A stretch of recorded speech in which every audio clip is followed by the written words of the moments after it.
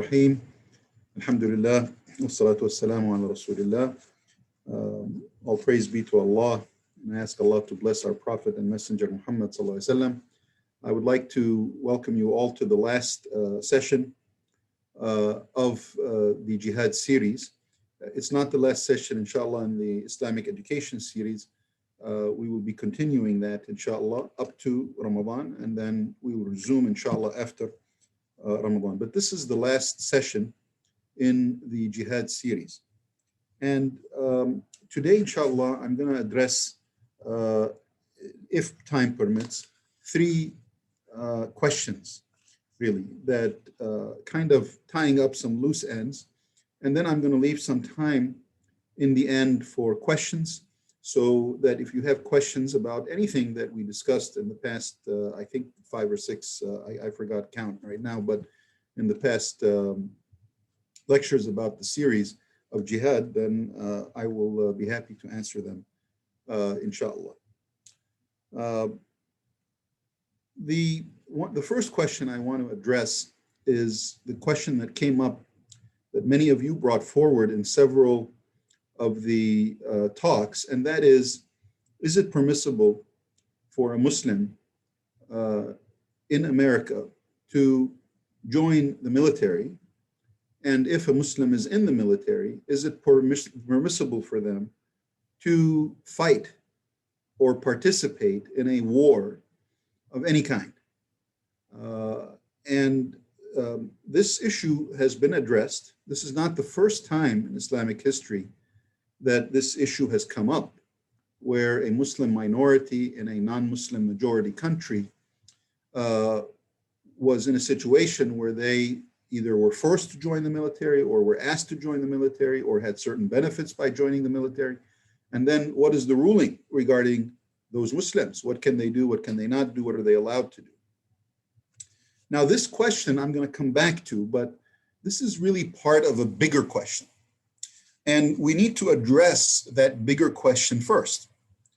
Now, the question is, can a Muslim become a citizen of a non-Muslim country? That's the first question. And what about people who are born into a non-Muslim country, who are Muslims, or even converts, people who were born non-Muslim in a non-Muslim country, but then at a later stage in their life, they accept Islam? What about those people? And we need to address those issues first. And then from that, it will become apparent, or we will come to the conclusion as to how to discuss soldiers in a non-Muslim military, Muslim soldiers who are in a non-Muslim military. Now, when I use the words Muslim country and non-Muslim countries, I want to make sure you understand that I know that there is no such thing as a Muslim country and there's no such thing as a non-Muslim country.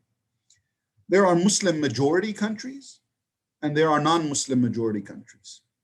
That's really what we're talking about. But for ease of conversation, I'm going to say Muslim country. And by that, I mean a country where the majority of the citizens or inhabitants are Muslims. And when I say a non-Muslim country, I mean a country where the majority of the inhabitants are non-Muslim. They could be Christian, they could be Buddhist, they could be Hindu, whatever it may be. But I'm going to use those terms, Muslim country and non-Muslim country. Please understand that I know, and please don't try to argue with me that there's no such thing. I already know that. But I'm going to use that just for ease of conversation. And I want to make sure you know what exactly I'm referring to. When I say a Muslim country, I mean a country where the majority are Muslims, even though the ruling laws and the mechanism of government may be completely un-Islamic and often is un-Islamic.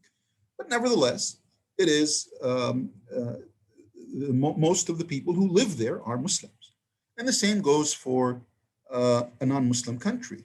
A non-Muslim country, when I refer to that, I mean a country where most of the inhabitants are non-Muslims, even though they may be, for example, Christians, but the country is not necessarily ruled or governed by the rules of Christianity. It may be governed by a secular constitution, for example, the United States. Or sometimes it is governed by a religious type of government. But we're going to use the terms loosely, and please understand that as we delve into this topic.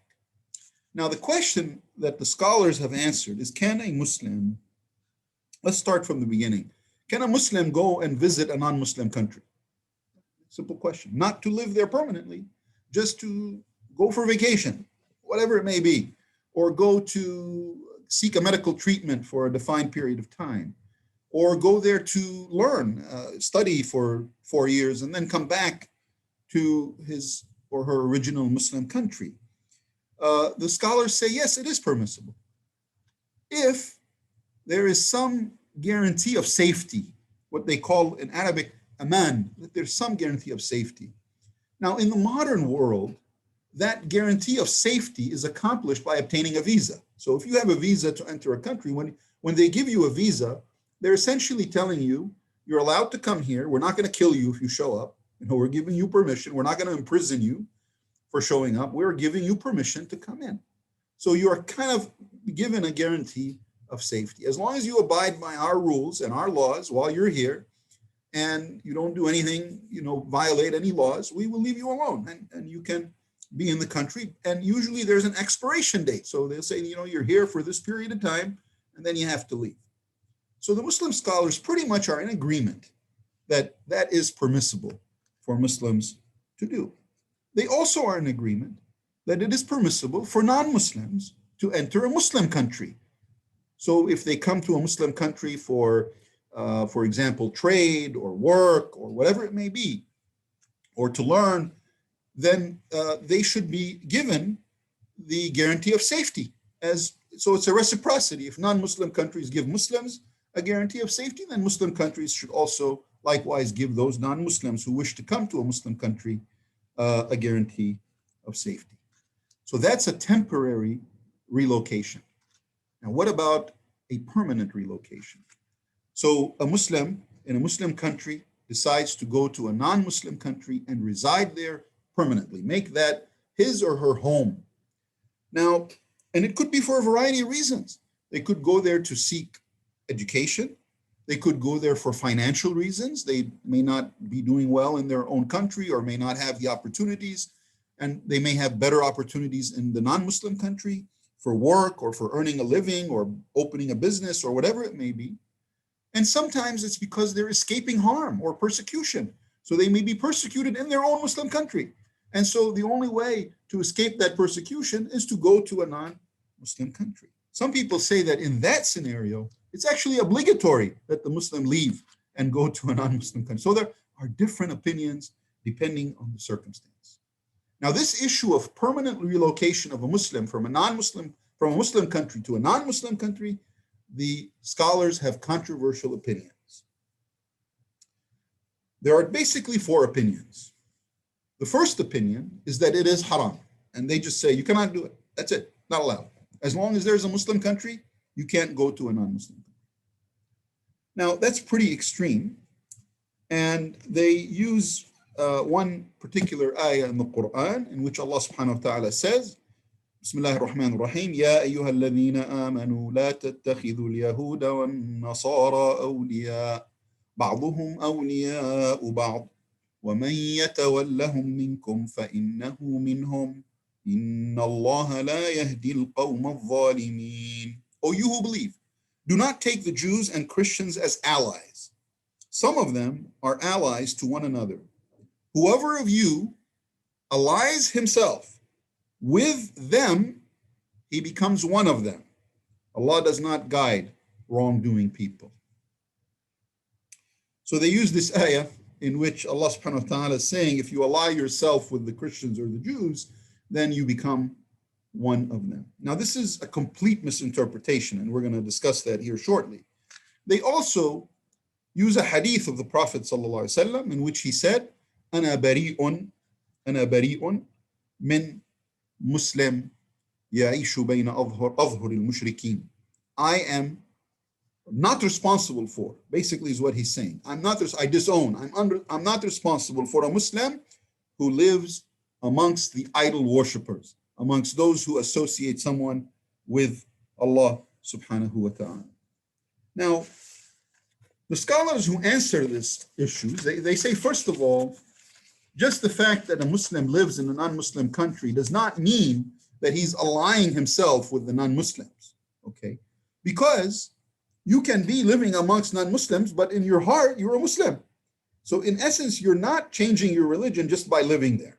And as long as you maintain yourself as a Muslim, then you are not doing this issue of wala or wilaya, as the ayah says. That's a whole different scenario. Secondly, they say that that ayah really refers to those who were actively fighting the Muslims. And so it doesn't apply broadly.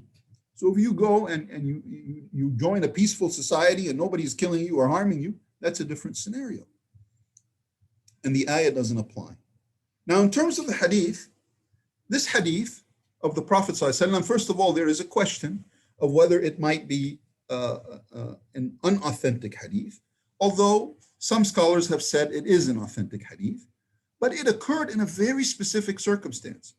What happened was that there was a small army of Muslims that the Rasulullah ﷺ dispatched because there were a group of non-believers who were plotting to attack Medina. So he wanted to stop that attack and he sent this group. And a battle ensued. Now the problem is that living amongst those non-believers in that small town, there were some Muslims. And those Muslims had an opportunity to escape and join the Muslim army, and they didn't. They chose to stay with the non-believers and to actively participate and defend their town. So when they did that, some of them got killed in the battle. So when the Muslims returned after they were victorious and they told Rasulullah ﷺ that there were some Muslims there because we saw them praying, we know they are Muslims, but unfortunately they participated in the battle and they were fighting against us and we had no choice. And we fought them and we killed some of them. That's when he responded and said that I'm not responsible for anyone who stays amongst the non-believers. He was referring to people who were actually actively fighting Muslims, and they were not under duress. They were not forced to fight. They had the opportunity to leave, but they didn't. They chose to stay. That's a much different scenario. And it's a very specific and very limited scenario. So that's the arguments of those who say it's not allowed for a Muslim to go and reside in a non-Muslim country, and the counter arguments to what they use as evidence for their argument. Now, the second line of thought amongst the scholars or opinion about this matter is that it is makruh. Makruh means it's discouraged. Muslims should try not to go and live amongst the non-believers, but if there is a reason, then they can go. So that's how they view it. There is a third opinion which says it is allowed. And they said as long as something is not explicitly haram, then it is allowed. That's a principle of Islamic fiqh. If there's no ayah or hadith that specifically says this is haram, then if there's no evidence, then it's halal. So they allow it. They say anyone can go. That's their argument. There is a fourth opinion, which I really think is probably the best of the opinion. Not just me. Who am I? The scholars, of modern day scholars, think this is the best opinion. They say it is allowed as long as certain conditions are met and as long as certain restrictions and requirements are fulfilled and as long as certain prohibitions are avoided. So they describe a scenario of necessity. Let's say someone's being persecuted. They have no choice. They have to leave. Give you an example. Current day example, real life example. Right now, we have people in the country of Syria who are being persecuted, killed, driven out of their homes. What are they going to do? They have to go somewhere. Many Muslim countries won't accept them. What are they going to do? They have to go to a non-Muslim country. They have no choice. They either stay and get killed or they go. The scholars say the circumstances require them to leave. They have to leave to save themselves and to save their families. But then there are situations that are not a necessity, but they're a choice, meaning the Muslim chooses to go and live in a non-Muslim country. The scholars say the reason for going has to be halal. So if you are living in a Muslim country and you say, I want to go, Las Vegas, I want to go emigrate to Las Vegas because I like gambling. No, that's not allowed. Then it's haram. You can say it's your choice. No, you're choosing to go for a reason that is haram. No, you cannot do that. But if you say, I want to come to America to study, to gain knowledge, or I'm coming to start a business or to find a better job and improve myself and my family situation. Those are halal reasons. And scholars say then it is permissible to do that. But then they put restrictions. They say as long as, so it's permissible to come, as long as you're not in a situation where you are under threat of losing your faith. So that's an important issue. Now, we don't have this problem in the United States because we have freedom of religion here for everyone. But there are some other countries where there is no freedom of religion. And so there is a real threat that you could lose your own faith, or more importantly, your family's faith, your children and their children and their children. They could lose their faith because of the restrictions imposed by that non-Muslim country. And you might say, well, what? Give us an example. I'll give you an example. Japan is an example. Japan puts a lot of restrictions on Muslims. Yes, there are Muslims in Japan. There are masajid in Japan, but not many. And there are very serious restrictions on Muslims in Japan. So it's very difficult to maintain your own faith and the faith of your family in that particular situation. Allah subhanahu wa ta'ala says in the Quran, Ya ayyuha alladhina amanu, qu anfusakum wa ahlikum naran waquduha an-nasu wal hijara. O you who believe, protect yourselves and your families from a fire whose fuel is people and stones. So Allah is giving us an order to protect ourselves and to protect our families. This protection is not just physical protection, because he used the word qu from taqwa, meaning protect yourself and your belief in Allah subhanahu wa ta'ala and in the Prophet and in the Quran and in all the tenets of Islam. Scholars also say that this type of migration to a non-Muslim country is allowed as long as you are not forfeiting a greater obligation. So let's say, for example, that you live in a Muslim country and you have a parent who is sick and who needs your care, and without your care they would die, and there's no one else to take care of them. You don't have a brother or sister or other family member. Then you can't just pick up and leave and let them die. No, they say that's not permissible in that situation. You cannot go until the situation resolves itself. Either you take them with you, or someone else can care for them, or they die, or something happens. Then the circumstances change, then it is permissible. They also say that it's important to choose the right place to migrate to. So you don't want to go to a place that's actively discriminating against Muslims and harming them and killing them and putting them in jail. You don't want to do that, because then you're putting yourself in harm. So you're trying to benefit in one scenario, but then you're also putting yourself and your family in harm's way. Then they say you should not do that. The second thing is, it's important to know when you leave a Muslim country and go to a non-Muslim, and I actually don't believe necessarily that this is valid or in today's world, and I'll explain to you why, but you leave a Muslim country to a non-Muslim, the scholars of the past say you have to be careful, because when you go to a non-Muslim country, you become accustomed to seeing haram things. So for example, you see people drinking alcohol, you see people committing adultery and engaging in non-halal relationships with the other gender. And you see these things and you start to become accustomed to them, and you start to think that it's okay or it's normal.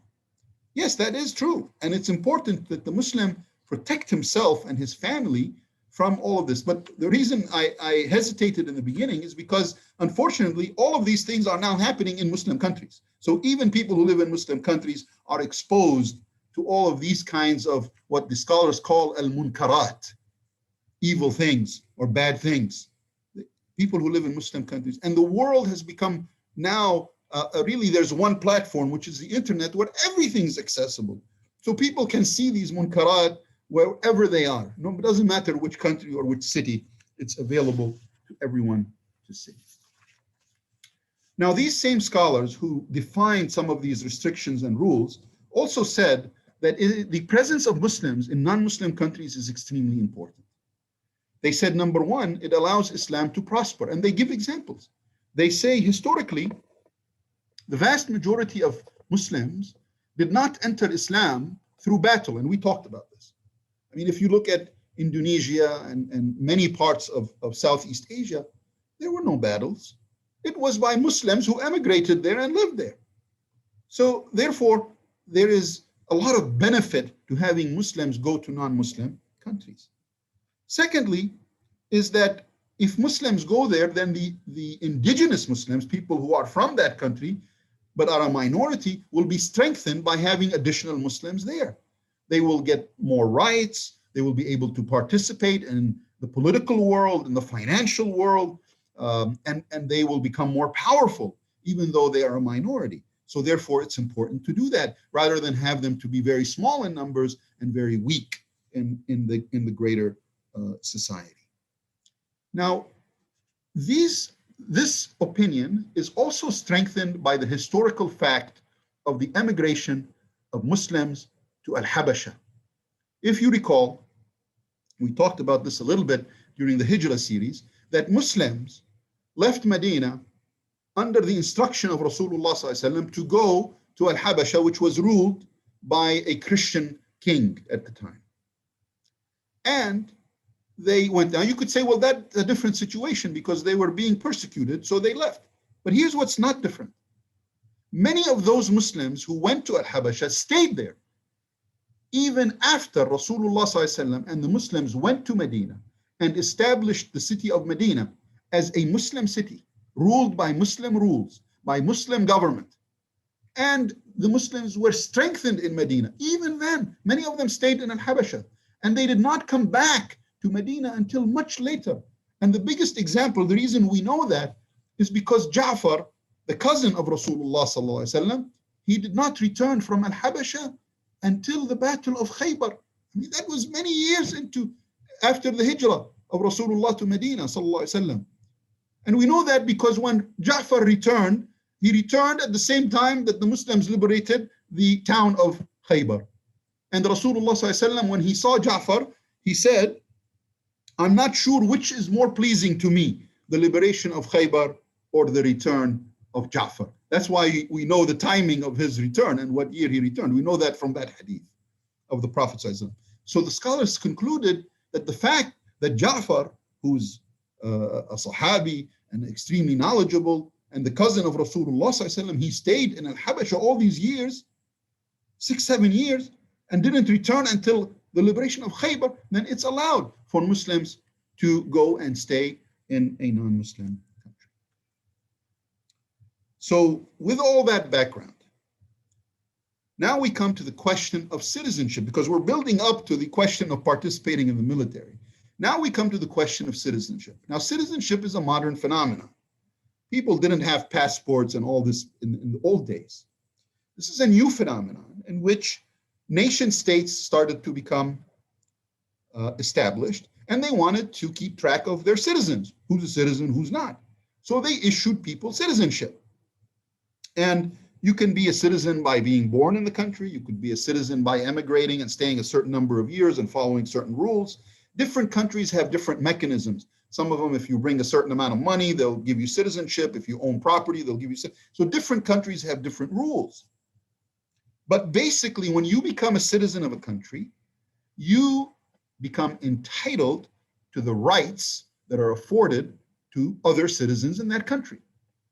And you are obliged to fulfill the obligations of other citizens of the country. So you're the same as everyone else. You have rights and you have obligations. For example, you have to pay taxes. If everyone pays taxes, you have to pay taxes. If everyone is called upon to defend the country, you have to defend the country. And we're going to go into that in more details. Now, this issue of obtaining citizenship, there's also disagreement amongst the scholars. Some say it's haram. Some say it's allowed because it strengthens Muslim in the country and gives them the right to vote and participate politically and to be financially more secure. But the issue, the stickling issue, is this issue of defending the country. That is, Muslims who migrate and establish residence in another country and become citizens of that country, now, by virtue of becoming citizens, they're obligated to defend that country. And some scholars say that's not allowed because that means they may be fighting a Muslim army and they should not be killing other Muslims. And therefore, that possibility should make it they're not allowed to become citizens. Now, that is a very weak position, but that is a position. And others have said that that position should only be taken in a very specific circumstance. And they actually give an example of Tunisia. When Tunis was occupied by the French, and the Tunisians were resisting French occupation, so there was an active resistance occurring. The scholars of Tunis, the Muslim scholars of Tunis at that time, issued a fatwa. And they said a Tunisian may not become a French citizen. They just disallowed it. They said it's prohibited, it's haram, nobody can do it. And it wasn't until the end of the occupation of Tunis that the scholars of Tunis changed that fatwa and allowed it.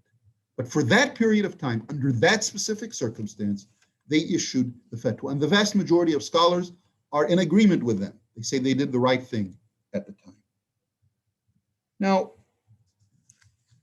before we get so hung up on Muslims in America and what we should do, we should understand that there are many other examples of Muslim minorities in a non-Muslim majority country. For example, India comes to mind. India is a country that is the majority are non-Muslim. The Muslims are a sizable minority, but they are a minority nevertheless. And India is in a situation where it may fight a war at some point with a Muslim country. We always know that India and Pakistan are in conflict. And so what is the ruling regarding those Indian Muslims who are living there? If they're drafted into the army, if they have to serve the Indian army, what do? Is it permissible for them? I mean, they're not people who migrated. They are from there. I mean, they were born there generation after generation after generation, and they are Muslims. And alhamdulillah, they are great Muslims and committed Muslims. And there are many, many Indian Muslim scholars who have discussed this issue. So this is not a new issue. We don't have to reinvent the wheel in the United States. This issue has been present for a while and has been discussed. So what do they say? First of all, they say that the Muslim must do his absolute best to not participate in any war or armed conflict that does not meet the strict definition of jihad. And we've talked about it now for several lectures, what really jihad is. So it's not a matter of just fighting another Muslim army, but even if the country decides to fight other non-Muslims and it is not justifiable, they're not trying to lift an oppression, or they're just doing it for the sake of expansion or acquiring financial wealth or whatever, the Muslims should not participate in any unjust conflict or unjust war. And most countries allow soldiers, so even if they're a member of the army, they allow them to be conscientious objectors and to say, you know what, my conscience doesn't allow me to participate. So the scholars have said then the Muslim must exercise that right to say, you know what, I'm not participating in this battle. In some cases, there is no provision for the soldiers to say, I don't want to do it. In that case, they said then the soldier tries to take a role that is a non-combatant role. So the army has a lot of different jobs. You don't have to be in conflict. So if the Muslim can do that, then they should. And finally, they say that if the Muslim has no choice, meaning they're a member of the army, and there is a conflict, and they force the Muslim to participate, then the Muslim will participate, and it's really under duress. So in the fiqh, it's called al-muttar. He has no choice. I mean, he's forced to do it. And inshallah, he will not be punished for that or held accountable by Allah subhanahu wa ta'ala. But it has to be real and it has to be genuine. And just to give you a bigger picture even, this is not just about Muslim minorities in non-Muslim majority countries. This is also a question of Muslim soldiers in a Muslim country who chooses to fight another Muslim country or another Muslim army, or even worse, to kill its own people, which is actually happening all the time. What happens to that soldier? I mean, clearly those are unjust wars, killing their own people. Look at what's happening in Syria, for example. And many other, look at Yemen right now. You have Muslim armies fighting Muslim armies. And I know you're going to tell me Shia and Sunnah and all this, but the bottom line is Muslim armies fighting Muslim armies. What does a Muslim soldier do? Do they participate? Do they not participate? Again, the ruling applies to everyone. If it is a jihad, a real jihad, as defined, and remember the definition is very strict, then the Muslim can participate. If it is not, they should try their best not to participate. But if they are forced, as the case would be in that Muslim soldier in a Muslim country that's killing its own people, if they're forced, then they're acting under duress, and there's not much they can do. They ask Allah for forgiveness, and they try to minimize their participation as much as possible. I hope that answers the question that was posed. There are so many other details related to this that I did not go into because we would talk for 5 hours about this. And I just, I don't want to get into that. A very famous Muslim did exercise his right as a conscientious objector. Many of you may know who I'm talking about, Muhammad Ali. Muhammad Ali was an African-American Muslim, and in the Vietnam War, he chose not to participate. He felt it was an unjust war, and that as a Muslim, he should not participate. And he exercised his right as a conscientious objector, and he was very famous for that stance that he took. And that's just one example of a famous Muslim who exercised that right. So that's all I'm going to say about this issue of military participation. The second question that arose, and some people have asked about, that I want to spend a little bit of time discussing, is the issue of slavery, because it is related to the issue of jihad. And the question was a simple one. Why did Islam not abolish slavery in its entirety? So, none of you hearing this would agree to slavery. I mean, all of you think it's a terrible thing. Humanity has advanced to the level now of not accepting slavery, although slavery still occurs in other forms, which we will discuss a little bit. But it's now more criminal, human trafficking and this and that. But before Islam came, slavery was very, very common. It was the norm. Every nation in the world at that time was engaged in slavery. Now, Islam abolished most of slavery, but not all of it. It kept one source of slavery.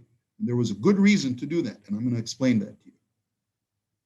But before we go into that, I also want to tell you that even after Islam, slavery existed in non-Muslim countries. We're not talking about, and the United States is a perfect example. Slavery existed for hundreds and hundreds of years. And it took a very long time. It took a civil war to abolish slavery in the United States. And it took centuries for countries of the world to get together and sign agreements saying we're going to abolish slavery. And Muslims participated in that agreement and agreed to it because they felt it was the right thing to do, that it was congruent with the objectives of Islam and human dignity in Islam. So today, Islam does not condone slavery. It says, no slavery allowed. So why didn't it do it back then? Well, let's first look at the different sources of slavery before Islam. The most common was prisoners of war. So when two groups would fight each other, they would take prisoners of war, captives, and then they would sell them as people. They would become slaves. They would just make them into slaves. And they didn't care whether they were officers or generals, or they were just taken and they were sold as slaves. So that was the most common. But there were other ways. If someone owed a debt, so let's say you got a loan from somebody and you couldn't pay them back, you would become their slave. That was the law in the Roman Empire, for example. That was the law. And they could do whatever they wanted with you. You became their slave. They could kill you. They could put you to work. They could deprive you of food, whatever. You're their slave. They own you. But that was a very common way of someone becoming a slave, particularly in the Roman Empire. There were other forms too that had nothing to do with war. For example, piracy, kidnapping. People would go and get. This happens today. They call it human trafficking now. But basically, that's what it is. It's kidnapping, luring young people, and then enslaving them to engage in evil behaviors and evil acts for financial benefit. That's kind of modern day slavery, if you will. But it happened in the past as well. There were other situations where people actually would sell their children. So they would sell their children into slavery. And I know you think, who would ever do that? But some people would reach such poverty that they had no choice. That was the only thing they could do. So they would sell their children for the sake of their children, not so they can make money. They felt their children would have a better life being a slave than living with their own parents. Subhanallah. Sometimes slavery was used as a mechanism to pay for your crimes. So if someone committed a crime, they stole money, they did whatever, one of the sentences, so one of them would be to, imprison them or to give them physical harm, expel them from the town, whatever it may be. But there was also one where you make them a slave. So they commit a crime, they become a slave to the person who was harmed by their crime. Can you imagine? The person who hates you, you're now their slave. That was one mechanism. That also was the case in the Roman Empire. There was inherited slavery. If you were born to a slave, you automatically became a slave. From the day you were born, you're a slave. That's inherited slavery. Now, Islam abolished all of those kinds of slavery, all of them, except one kind, and that is the prisoner of war kind. So all the other kinds were not allowed. Even if you were in debt, you cannot become someone's slave. Kidnapping, piracy, those are all completely forbidden. There's no such thing as if a slave woman bears a child of her master, then she is liberated and the kid is liberated. They're no longer slaves. That's the rule in Islam. So Islam abolished, you can't sell your kids. That's not allowed in Islam. Islam abolished all forms of slavery except for one form, and that is the prisoners of war. There was a reason for it. The reason was that Islam was not able at that time to change the entire world. So they couldn't force the Persian Empire and the Roman Empire to abolish slavery. They couldn't do that. They couldn't force, and so the problem became that if Islam abolished the idea of taking prisoners of war and making them slaves, then the enemies would do that to Muslim captives, but the Muslims could not do it to the enemy's captives. And since it was unequal and there was no reciprocity, the enemies of Islam would feel emboldened because let's capture more Muslims. If they capture us, we're not going to become slaves, but let's capture more of them and make them our slaves. So there was now suddenly an imbalance would occur if Islam had abolished that one form of slavery at the time. But Islam instituted a number of policies to try to reduce that form of slavery. So even though it still allowed that one form of slavery, prisoners of war, it enacted policies to reduce it. For example, it encouraged the liberation of slaves. The Quran is full of it. All kinds of ayat encouraging Muslims to liberate slaves. These were the slaves who were taken as prisoners of war. So there was a lot of encouragement. If a Muslim commits certain sins, one way to absolve yourself of that sin, to compensate, to recompensate, is to liberate a slave. So that was encouraged. Abu Bakr as-Siddiq was famous for liberating a slave. He spent most of his money liberating slaves because he knew the amount of reward in liberating slaves. The second thing that Islam did, it said that if Muslims fight Muslims, they cannot take each other's slaves. So it abolished Muslim captives from becoming slaves. So at least internally, if Muslim groups fight each other for whatever reason, if they take captives from each other's camps, they cannot enslave each other. So Islam was able to enforce that on its own people. It couldn't enforce it on the rest of the world, but at least on its own people, it enforced that rule. The second thing is that Muslims and Muslim military leaders were encouraged to not take prisoners of war as slaves. So it did not put it as a rule, as an obligation, but it gave them the option and encouraged that option in the Quran to either liberate prisoners of war and not take them as slaves, or to accept ransom payment from the enemy in exchange for the liberation of the prisoner of war. Allah subhanahu wa ta'ala says in the Quran, فَإِذَا لَقِيتُمُ الَّذِينَ كَفَرُوا فَضَرْبَ الرِّقَابِ حَتَّى إِذَا أَثْخَنْتُمُوهُمْ فَشُدُّوا الْوَثَاقَ فَإِمَّا مَنًّا بَعْدُ وَإِمَّا فِدَاءً حَتَّى تَضَعُ الْحَرْبُ أَوْزَارَهَا. When you encounter those who disbelieve, strike at their necks. Then, when you have routed them, bind them firmly. Then either release them with grace or by ransom until the war lays down its burdens. So it's very clear what's saying. We already talked a little bit about this ayah in a previous lecture, but Allah subhanahu wa ta'ala is telling if you're in the midst of a war, when you're in a war and they're trying to kill you, then you have to try to strike their necks and kill them before they kill you. And if you're able to encircle them, capture them.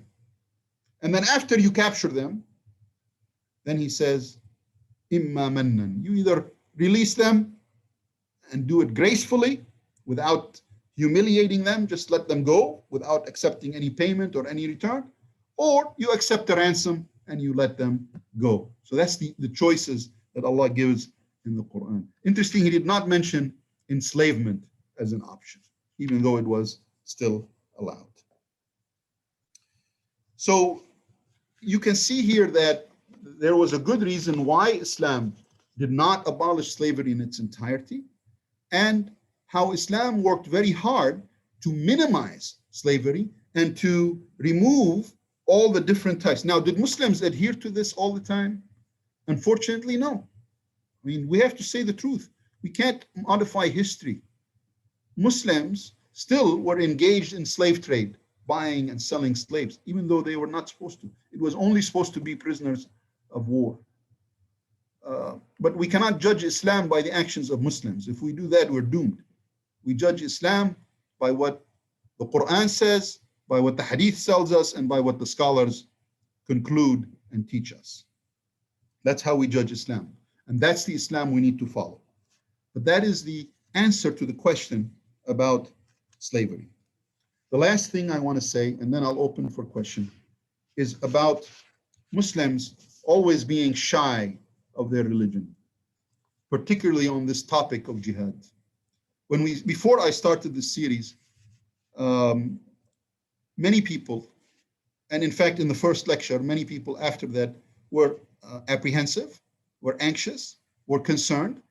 My own mother was concerned. She said, why are you doing this? You know, the FBI is going to come knock on your door. I said, I have nothing to hide from the FBI. I'm not saying anything that's out of the ordinary. I hope that you saw that. Now that we've been through these lectures, if you haven't listened to the previous ones, please do if you have time or you have an interest. But you will see that everything I've said is from the Quran and from the Sunnah and from the work of scholars. And I gave you all sides of the coin. There are different opinions about a number of things, and we discussed all of that. But we still have, as Muslims, this shyness in ourselves about our own faith, and particularly about this topic. And the reason is because non-Muslims and Muslims have continually accused Islam of being a religion of violence, have continuously accused the Quran of encouraging senseless violence and random killing and unjust killing repeatedly, even though I've demonstrated to you now in several lectures that that is not the case. It's a total misinterpretation, whether it's by Muslims or non-Muslims. But the fact is that that exists. That accusation exists.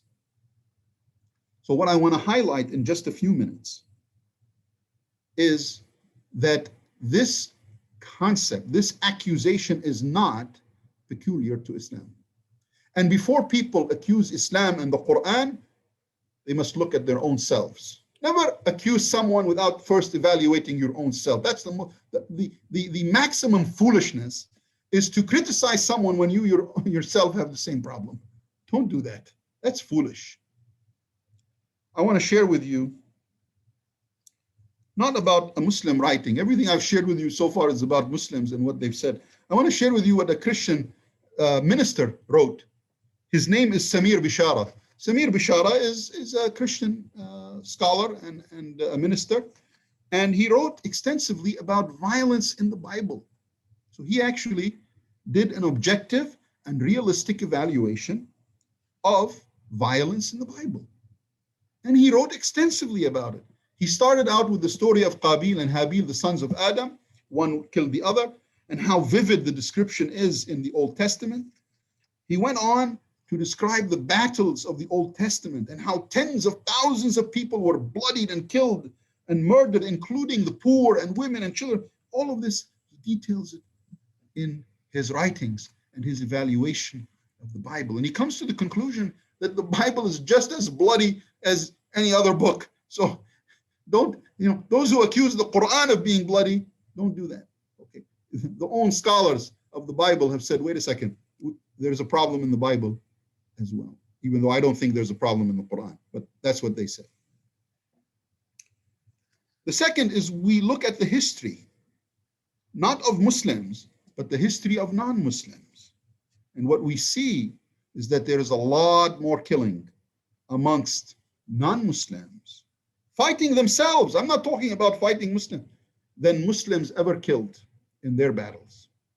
Even when Muslims didn't follow the teachings of Islam, they still did not kill as much as non-Muslims killed others. For example, Constantine in the Roman Empire, he killed tens of thousands of Jews. And the ones he let live, he cut off their ears, just like that. So he would mark them so people would know who they were. That's how he did. Can you believe that? I mean, that's so brutal, but that's what he did. Catholics in France enacted laws against the Jews. They said the Jews cannot assume a role in government. They said that Christians cannot sit and eat with Jews. Can you imagine that kind of humiliation? That's what they said. They also said that the children of the Jews should be taken away from them and forcibly be taught Christianity so that they will forget their religion and become Christians. That's happening now in China. China is taking the Muslim children and trying to indoctrinate them. Same thing. These are the tactics. Muslims did not do this kind of thing, subhanAllah. In England, Edward I, he took all the money of the Jews. He just confiscated everything, their homes, whatever they owned. They became homeless. And then after they became impoverished and homeless, he kicked them out of the country. 15,000 Jews were kicked out of England. SubhanAllah. Thomas Newton, who's a historian, he wrote about the Crusades. This is not a Muslim. This is a non-Muslim. He's a Christian. He wrote about the Christian Crusades in Al-Quds. He said that the Christian Crusaders, when they entered Al-Quds, they killed 70,000 Muslims. 70,000 in just a few days. Can you imagine? I mean, talk about massacre. 70,000 people in a few days? Just because it's in the distant past and hundreds of years ago doesn't make it any less barbaric than what's happening in today's world. Not only did they kill the 70,000 Muslims, they took all the Jews in Al-Quds and they burned them alive. That's the brutality. Can you imagine? By the way, Christian violence was not only against non-Christians, there was Christian on Christian violence as well. In the year 1400 in France, 10,000 non-Catholics were killed. They did not resist. There was no fighting. They just killed them because they were non-Catholics. In the year 1560, and you can look this up, there was the massacre of Calabria in Italy. There were a group of Christians called the Waldensians. These were followers of a man, his name was Waldo. He became a Protestant. So he was a Protestant, or at that time they called them Reformed Christians. Basically left the Catholic Church and became Reformed Christians. Massacre. Tens of thousands of them were killed in the year 1560 in Calabria, Italy. You can look at it. In fact, I looked it up. On Amazon, they sell an artist depiction of the massacre. It's amazing to see that art and what was done. It's unbelievable. It really is unbelievable to watch. You can go on Amazon and check it out. the massacre of Calabria. When Christians came from Europe to the United States, they killed thousands of Native Americans, just like that, just because they were there. The same happened in Australia. When the Christians went from Europe to Australia, they killed thousands of Aboriginal people in Australia. So to those who point a finger to Islam and to the Quran, don't do that. Know your own history before you come and attack us. And if you don't know your own history, I will be glad to share it with you. I'm going to stop there, and I'd like to open it for questions. I ask Allah subhanahu wa ta'ala to reward you for listening and for taking the time. And I hope and I ask Allah subhanahu wa ta'ala that this will be of benefit. And if I made any mistakes, I'm responsible for them myself. And I ask Allah subhanahu wa ta'ala to forgive me. I'm sure I did make mistakes. I'm a human being, and I'm not as scholarly as the best of scholars. So I'm sure I made mistakes. And if I did, I ask Allah subhanahu wa ta'ala to forgive me. And I ask you also to forgive me, inshallah. Jazakumullah khair. And I'll open it to questions. So I don't know if you can maybe unmute everybody.